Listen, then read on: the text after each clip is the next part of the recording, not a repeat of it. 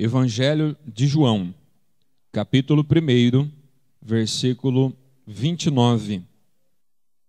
Deixa a sua Bíblia aberta para nós orarmos. Feche os teus olhos. Senhor, nós queremos mais uma vez orar ao Senhor e pedir que o Senhor fale ao nosso coração. Ensine-nos, ó Pai amado, a tua verdade. Grava ela no nosso entendimento e no nosso coração para que venhamos praticá-la em o nome de Jesus Cristo. Senhor, nós já te damos a honra, o louvor e a gratidão porque sabemos que sairemos daqui tocados pelo Senhor. Fala ao nosso coração, Senhor, em nome de Jesus. Muda a nossa vida, muda a nossa história. Que não seja mais uma apresentação de uma exposição bíblica aqui apenas, mas que o teu Espírito, Senhor, transforme e molde o nosso caráter segundo Cristo. Essa é a nossa oração que fazemos humildemente em Cristo Jesus. Amém. E graças a Deus. Preste atenção, eu peço a você que você se atente agora. Não converse o mínimo possível, mas abra os seus ouvidos para ouvir aquilo que Deus quer falar ao nosso coração. João 1:29, a Bíblia fala assim: no dia seguinte viu João a Jesus que vinha para ele e disse: eis o Cordeiro de Deus que tira o pecado do mundo. É este a favor de quem eu disse: após mim vem um varão que tem a primazia, porque já existia antes de mim. Eu mesmo não o conhecia, mas a fim de que ele fosse manifestado a Israel, vim por isso, batizando com água. Versículo 32. E João testemunhou dizendo: vi o Espírito descer do céu como pomba e pousar sobre ele. Eu não o conhecia. Aquele, porém, que me enviou a batizar com água me disse: aquele sobre quem vires descer e pousar o Espírito, esse é que batiza com o Espírito Santo. Pois eu de fato vi e tenho testificado que ele é o Filho de Deus. O título da mensagem é o conteúdo de nossa mensagem.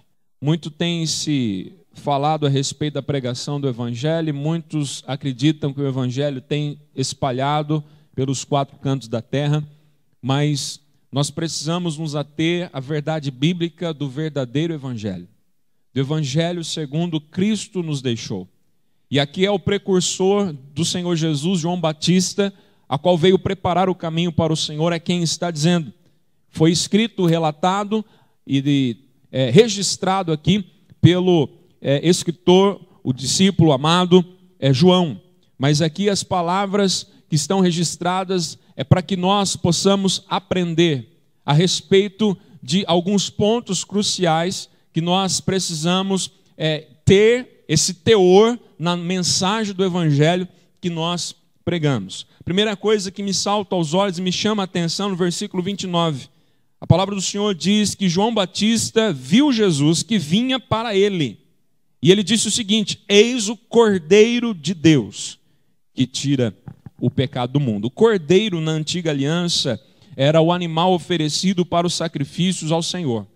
Então o cordeiro era um animal imolado, sacrificado, oferecido a Deus. A Bíblia também menciona e fala a respeito do cordeiro pascal, que serviu por alimento para as famílias judaicas ali no Egito, onde elas estavam escravizadas no Egito, e cujo sangue deste animal deveria ser posto nos umbrais da porta com uma atitude de fé, a fim de que o anjo do Senhor, a fim de liberar a 10ª praga, conhecidíssima, muitas pessoas que mesmo não são cristãs, não conhecem a Bíblia, sabem a respeito das 10 pragas do Egito. A última praga, a derradeira praga, que era a morte de todos os primogênitos, porque o anjo passaria pelo Egito e a casa que não tivesse marcada com o sangue do cordeiro, essa casa seria visitada pela morte do primogênito. A Bíblia fala que o Senhor avisa antecipadamente a Moisés que ministra ao povo a fim que assim procedesse, a fim de que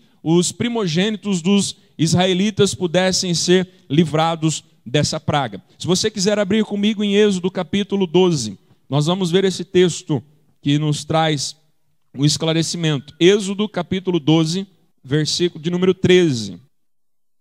Fala assim, o sangue vos será por sinal nas casas em que estiverdes.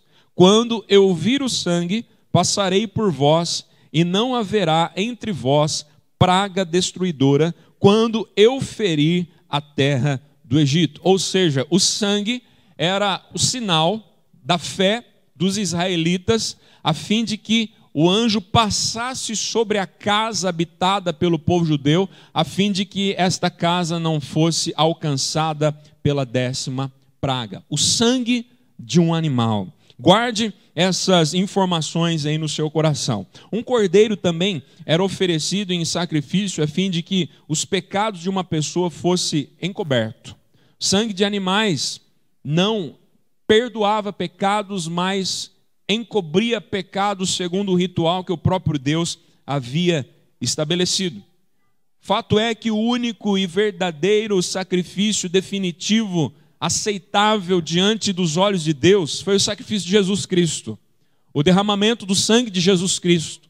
É por isso que aqui João Batista ele faz essa referência acerca do sangue do animal, do cordeiro, e por isso que João Batista chama Jesus Cristo do Cordeiro de Deus, que não somente encobre, mas o Cordeiro de Deus que tira o pecado, que perdoa o pecado de todo aquele que crê e confessa os seus pecados. Ainda em Hebreus, há um texto para nos esclarecer essa verdade. Hebreus capítulo 9, versículo 11. A partir do versículo 11. Quando, porém, veio Cristo como sumo sacerdote dos bens já realizados, mediante o maior e mais perfeito tabernáculo, não feito por mãos, quer dizer, não desta criação, não por meio de sangue de bodes e de bezerros, mas pelo seu próprio sangue, entrou no Santo dos Santos uma vez por todas, tendo obtido eterna redenção. Portanto, se o sangue de bodes e de touros e cinza de uma novilha, aspergidos sobre os contaminados, os santificam quanto à purificação da carne, muito mais o sangue de Cristo, que pelo Espírito Eterno a si mesmo se ofereceu sem mácula a Deus, purificará a nossa consciência de obras mortas para servirmos ao Deus vivo. O sangue de Jesus. O sangue que não encobre pecados, mas o sangue que tira o pecado do mundo. É no sangue, é no sacrifício de Jesus Cristo por nós, que nós podemos ter liberdade, que nós podemos ser livres de toda a contaminação do pecado, de toda a consequência do pecado que é a morte eterna. Então a primeira marca que deve estar presente na mensagem do Evangelho que nós pregamos é que Jesus Cristo tira pecados, Jesus Cristo perdoa pecados. Esta é uma mensagem gloriosa, tremenda, que a criação anseia por ouvir. Os teus pecados estão perdoados. Quem é que não anseia ouvir essa palavra do próprio Senhor? Nós somos carregados de culpas decorrentes da nossa história. A nossos ombros, muitas das vezes, quando não conhecemos a Cristo, está sobrecarregado com muitos fardos, muito peso, muitos complexos, muitos traumas que nós passamos pela vida, injustiças que nós sofremos, injustiças que nós mesmos praticamos, crimes, pecados, que fazem com que a nossa consciência fique pesada, faz com que nós não consigamos ter paz verdadeira. Mas quando nós recebemos a palavra de Cristo dizendo para nós, estão perdoados os teus pecados, nós podemos descansar, nós podemos crer nessa palavra, que o sangue de Jesus Cristo não encobre, o sangue de Jesus Cristo perdoa pecados. Essa é a primeira característica da mensagem do Evangelho. Por isso é que João Batista aponta para o Mestre e diz: eis aí o Cordeiro de Deus que tira o pecado do mundo. Você pode dizer um glória a Deus? A primeira marca é essa: Jesus perdoa, Jesus justifica, Jesus purifica o homem arrependido diante de Deus. Ele é o sacrifício aceitável, a fim de que Deus pudesse ter paz conosco. A segunda marca da mensagem do Evangelho é que Jesus Cristo é eterno. Versículo 30 de João capítulo 1, voltando para lá, fala assim, ó: é este a favor de quem eu disse: após mim vem um varão que tem a primazia, porque já existia antes de mim. Aqui, João Batista está afirmando que Jesus já existia antes dele. Isto é prova de que Jesus é Deus. Por quê? Porque aqui João Batista está fazendo referência e menção à eternidade. Eternidade é um atributo exclusivo de Deus. Só Deus é eterno. Só Deus é. E João Batista estava dizendo que Jesus existia antes dele. Mas perceba, a narrativa bíblica conta que João Batista era 6 meses mais velho do que o seu primo Jesus. João Batista era primo de Jesus, filho de Isabel e Zacarias.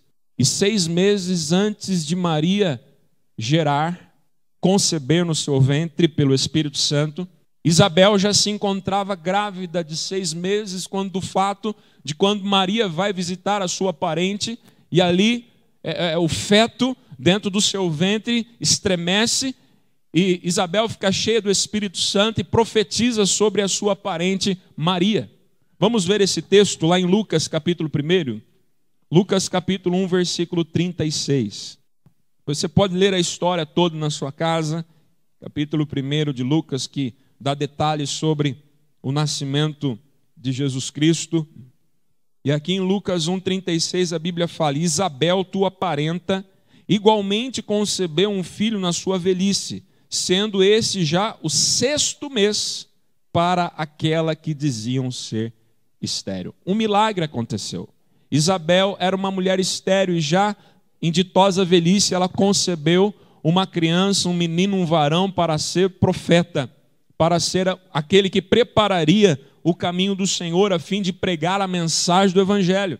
Então, se há algumas características importantes que nós podemos olhar e podemos estudar, essas características estão na mensagem do próprio que preparou o caminho para o Senhor. E esse era João Batista. Suma importância na revelação de Deus para o homem, enfatizada aqui também por João Batista. É Deus que revela ao homem. Olha para o seu irmão, fala: irmão, é Deus que revela para nós. As coisas espirituais nós não aprendemos apenas com conhecimento racional e lógico. É natural, isso é necessário, nós precisamos estudar as Escrituras. Mas quem revela para nós é Deus, pelo Espírito. É por isso que precisamos, para entender a Bíblia, nascermos de novo, termos a mente de Cristo, a fim de que Deus, pelo Espírito, revele a nós o que Ele está querendo nos dizer. Eu já ouvi muitas pessoas mesmo, dizer: pastor, eu não consigo entender a Bíblia, eu não consigo gravar alguns versículos na minha mente. É necessário nós orarmos e clamarmos a Deus a fim de que Deus, pelo Espírito, revele a nós, grave a nós, na nossa mente, transmita. Perceba aqui que João Batista está dizendo isso, porque foi Deus que havia revelado que Jesus era o Filho de Deus a ele, sendo primo dele, convivendo com ele, já tendo uma certa idade. Por 2 vezes nesse trecho da Bíblia que nós lemos, o precursor de Cristo, o preparador do caminho do Senhor, afirma não conhecer Jesus como Messias. Você percebeu isso? Agora, a pergunta que nós podemos fazer é a seguinte: como que aquele que prepararia o caminho do Senhor o desconhecia? Parece que o Senhor nos deixa em suspenso até o tempo que Ele quer e poucas horas antes daquilo que Ele quer fazer. A Bíblia fala que Deus não faz nada sem antes revelar aos seus servos profetas. A Bíblia diz isso. Mas parece que o Senhor lhe guarda, o Senhor Deus ele guarda até em última instância, pelo divino plano que Ele tinha, de enviar o seu filho. O seu filho já havia nascido, o seu filho já estava na idade de 30 anos. E, consequentemente, quantos anos que tinha João Batista? 30 anos e 6 meses. Com certeza, primo cresceu junto. Você brincou junto com seus primos? Hoje em dia a família está cada vez mais diminuta, pequena. Tem famílias que o casal tem um filho só, e aí esse filho casa com uma moça que é filha única. Aí para ter sobrinho fica complicado, para ter primo, para ter tio. A família cada vez mais tem ficado curta, pequena. Jesus e João Batista, eles cresceram juntos, eram parentes. E será que João nunca percebeu nada em Jesus que pudesse dizer, olha, talvez esse meu primo aqui seja aquele prometido pelas Escrituras? Talvez ele desconfiasse, mas ele não tinha certeza. Ele conhecia as profecias bíblicas, mas ele não tinha certeza. Por quê? Porque Deus ainda não havia revelado a ele. Ele desconfiava, ele imaginava. O primo dele era muito diferente, o primo dele era um jovem completamente diferente dos demais. Ele desconfiava, mas ele não tinha certeza. Sabe quando veio a certeza? Quando aquele que o enviou disse para ele: quando você vê o Espírito Santo descendo e pousando, é este o meu filho, foi este que eu enviei. Você percebe aqui que, como que alguém que está incumbido de ser a voz profética para a vinda de Cristo, permaneceria ainda sem saber?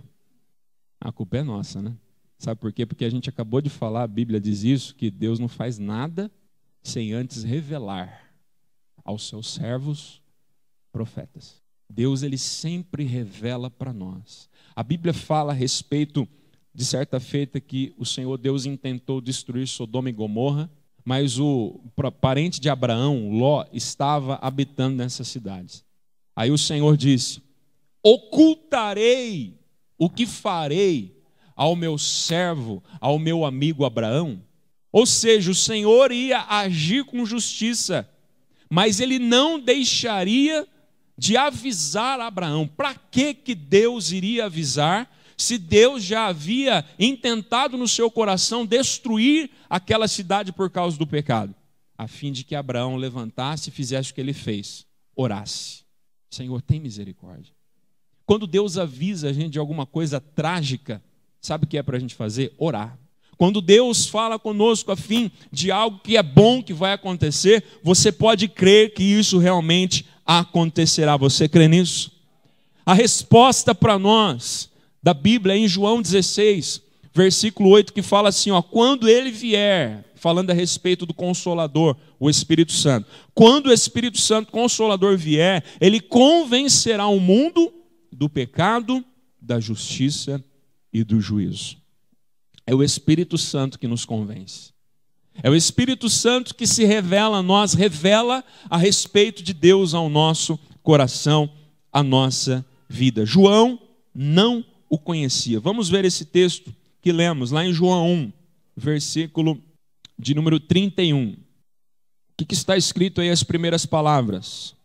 Eu mesmo não o conhecia. Espera aí, nós acabamos de ver que ele era primo de Jesus. Ele cresceu com certeza com Jesus. 30 anos de relacionamento. Como é que alguém que tem tanto tempo de relacionamento diz, eu não o conhecia? Mas aqui João Batista não estava falando do seu primo. João Batista estava falando do Filho de Deus, do Filho do Todo-Poderoso, que veio à terra como cumprimento da profecia de tirar o pecado do mundo. João Batista tinha sua suspeita. Nós conhecemos pela palavra, mas se o Espírito Santo não nos revelar, se o Espírito Santo não ministrar ao nosso coração, não haverá mudança. Mateus capítulo 22, versículo 29, Jesus diz: errais por não conhecer as Escrituras e nem o poder de Deus. Muitas vezes nós erramos na nossa suspeita, porque nós não conhecemos a Bíblia.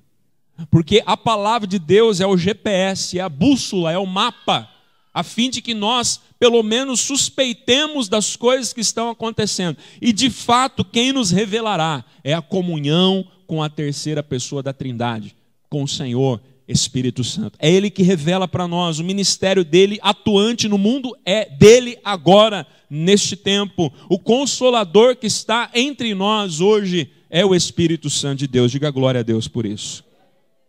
Ele suspeitava, mas não tinha comprovação. Aí lá no versículo número 31, continua dizendo: mas a fim de que ele fosse manifestado a Israel, vim por isso batizando com água. Versículo 32, e João testemunhou: vi o Espírito descer do céu como pomba e pousar sobre ele. 33, o versículo, o que diz aí as primeiras palavras? eu não o conhecia. Como é que ele passou a conhecer? Aquele, porém, que me enviou a batizar com água, me disse: quem é aquele que enviou João Batista a batizar com água? Deus o enviou.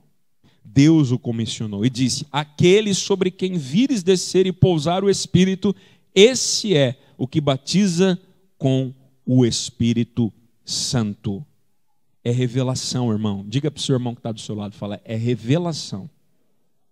Fala assim, Deus quer revelar a você o que Ele quer fazer. A Bíblia fala, o apóstolo Paulo dizendo que ninguém pode afirmar Jesus Senhor se não for pelo Espírito. Ninguém pode fazer de Jesus de verdade, não só da boca para fora, mas ninguém pode dizer que Jesus é Senhor da sua vida se não for pelo Espírito Santo de Deus, porque é o Espírito Santo que convence. A pessoa pode falar coagida, a pessoa pode falar no momento de emoção, a pessoa pode se batizar porque a amiga se batizou, o amigo se batizou e ela foi na onda. E ela diz, Senhor é meu Senhor, Jesus é meu Senhor. Quando um pastor prega e às vezes faz até mesmo um apelo emocional, a pessoa se comove emocionalmente e recebe a Cristo. Mas se isso não for uma revelação do Espírito, não vai permanecer. O Espírito precisa falar conosco que a nossa vida precisa mudar. A nossa vida precisa ser transformada, porque Jesus é o Senhor. Queiramos nós, sim ou não, Ele é Senhor do universo. A Bíblia fala que até mesmo nos últimos dias, no último dia deste mundo, os inimigos do Senhor, principalmente Satanás, dobrará o seu joelho e confessará com a sua língua que Jesus é o Senhor. E nós temos a oportunidade de fazer isso agora, enquanto é tempo. Então peça para que o Espírito Santo revele a você. Terceira marca e última aqui da mensagem do Evangelho é que ele testifica que Jesus é o Filho de Deus. Versículo 34 fala assim, ó, pois eu de fato vi e tenho testificado que ele é o Filho de Deus. Atos dos Apóstolos diz que nós recebemos poder para quê? Para sermos testemunhas. E aqui João Batista está afirmando de fato que Jesus Cristo, ele é o Filho de Deus. Jesus não é apenas um profeta, irmão. Jesus não é apenas o primo de João. Jesus não é apenas um homem bom, um mártir, um santo. Jesus não é simplesmente nada disso, ele é muito mais do que isso. Porque por causa do nome dele o universo foi criado. Por causa dele eu e você estamos aqui. Tudo que existe foi feito por ele, para a glória dele, diz a palavra do Senhor. Convido você a abrir em Mateus comigo 16. Mateus 16, 15 fala sobre a confissão de Pedro. Mas vós, continuou ele, Jesus perguntando aos seus discípulos, quem dizeis que eu sou? Respondendo Simão Pedro disse, tu és o Cristo, o Filho do Deus vivo. Então Jesus lhe afirmou, bem-aventurado é Simão Barjonas. Preste atenção agora, porque não foi carne e sangue que tu revelaram, mas quem é que revelou? O meu Pai que está nos céus. Quem foi que revelou essa verdade para Pedro? Quem revelou foi o Pai que estava no céu. Ainda o Espírito Santo estava no céu com o Senhor. Ele ainda não havia sido derramado como foi no dia de Pentecostes. Então, esse texto diz essa verdade. Quem revela é Deus. E o versículo 18 continua dizendo assim, ó, também eu te digo que tu és Pedro, e sobre esta pedra, ou seja, esta afirmação sua de que eu sou o Filho de Deus, sobre esta pedra edificarei a minha igreja, e as portas do inferno não prevalecerão contra ela. Mais uma vez nós percebemos que quem revelou a Pedro foi o Espírito Santo, foi Deus. Aqui está a base para a edificação da igreja vitoriosa. Qual é a base da igreja? A pessoa de Jesus. Olha para o seu irmão e fala assim, irmão, a base para a igreja é Jesus Cristo. Se a base não for Jesus, nós nem podemos dizer isso, né, que existe igreja que não tem como base Jesus. Porque Todo ajuntamento que não tem como base Jesus não pode ser chamado de igreja. Pode ser chamado de qualquer coisa, menos igreja, porque a igreja saiu de Jesus. A igreja foi feita de Jesus e para Jesus. Olha só em Colossenses o que fala, Colossenses capítulo 1, versículos 17 e 18.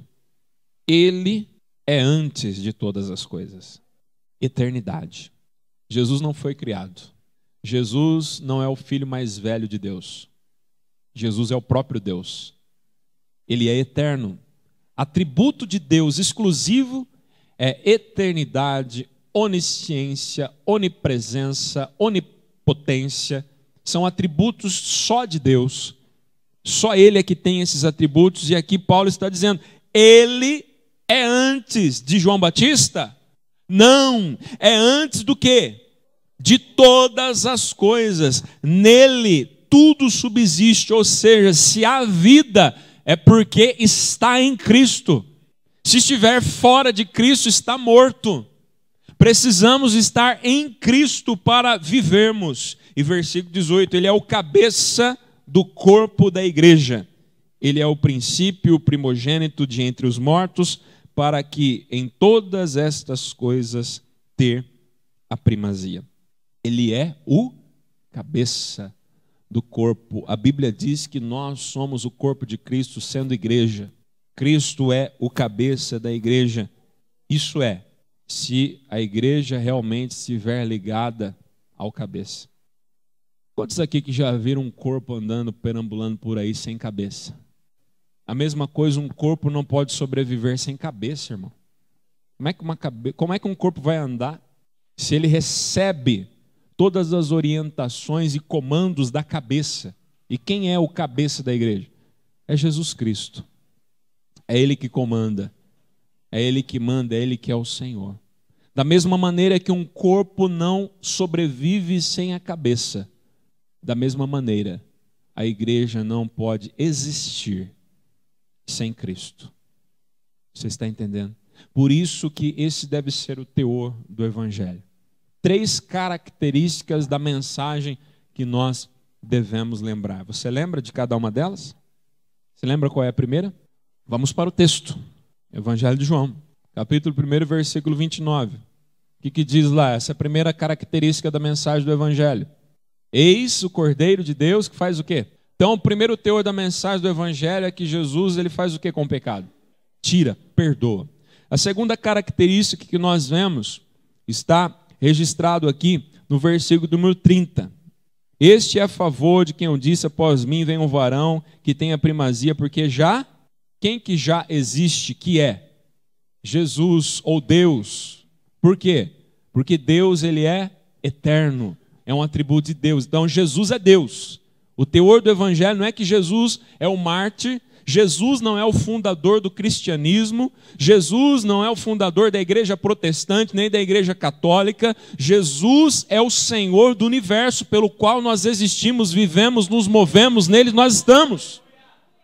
Esse é o Evangelho. O Evangelho não fala a respeito de mártires, de homens, de nome humano, de pastores, nada disso. O Evangelho aponta para o Senhor Jesus, que é Deus. Amém? E esse último ponto que nós acabamos de falar, terceira característica da mensagem do Evangelho, qual é?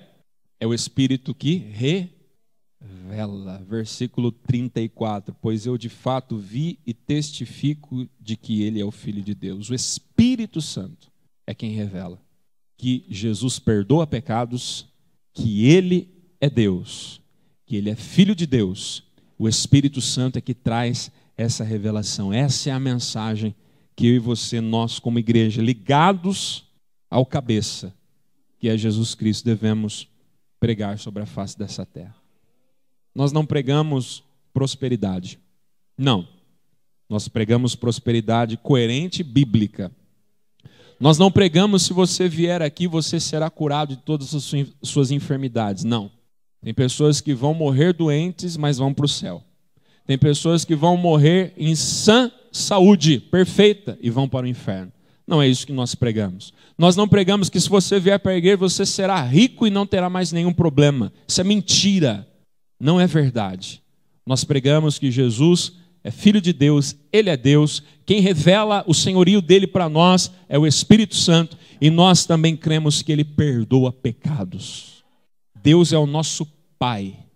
Ele nos castiga, nos corrige, mas sempre nos recebe de braços abertos quando arrependidos nós voltamos para ele. Nenhuma religião sobre a face dessa terra mostra qualquer um dos deuses falsos como tendo esse caráter de paternidade e misericórdia. Nem mesmo os judeus conheciam Deus como Pai. Eles tinham receio por causa do pecado. Mas Jesus veio como homem para encurtar, para acabar com essa distância no seu próprio sangue, para nos reconciliar com Deus. E ele também nos deu o ministério da reconciliação, a fim de que as pessoas não tenham mais medo de Deus, mas elas temam a Deus, é diferente. E elas possam se achegar ao Senhor por intermédio da pregação do Evangelho, a qual a igreja é incumbida de pregar e a qual o Espírito Santo convence os ouvidos e o coração daquele a quem ouve a nossa pregação. Não é você que convence as pessoas, nem mesmo você se convence de Cristo, se o Espírito Santo não te revelar. Essa deve ser a nossa conversa. O melhor amigo de todos que nós temos, sabe quem é? O Espírito Santo de Deus. Para ele você pode contar todas as coisas. Você pode chorar com ele, porque ele chora com você. O Espírito Santo que nós não vemos, mas está presente dentro do nosso coração. Um amigo próximo, que muitas das vezes por nós é desprezado. Que por muitas das vezes numa reunião de igreja como essa, nós nem convidamos o Espírito Santo a estar presente. Nós nem honramos ao Espírito Santo, nem muitas das vezes damos liberdade para o Espírito Santo agir, retendo a nossa língua, os nossos lábios, de falar daquilo que o Senhor está nos impulsionando pelo Espírito a dizer. É necessário nós tratarmos o Espírito Santo como o nosso melhor amigo. Antes de você contar qualquer coisa para a sua amiga ou para o seu amigo, para o seu pai, para a sua mãe, para o seu marido ou esposa, para o seu psicólogo ou terapeuta, conte primeiramente para o Espírito Santo em oração. Ele quer ouvir. A Bíblia diz que ele intercede por nós com gemidos inexprimíveis. Feche os teus olhos para orarmos a Deus em nome de Jesus. Eterno Deus, nós somos gratos porque o Senhor não faz nada sem antes falar conosco, revelar a Tua palavra. E a Tua palavra já está escrita na Bíblia. E muitas coisas, ó Pai amado, que aqui estão escritas, nós precisamos da orientação, do esclarecimento do Teu Espírito Santo para compreender. É por isso que muitos não compreendem as Escrituras, a Bíblia, porque estão tentando entender na sua capacidade mental, humana, racional.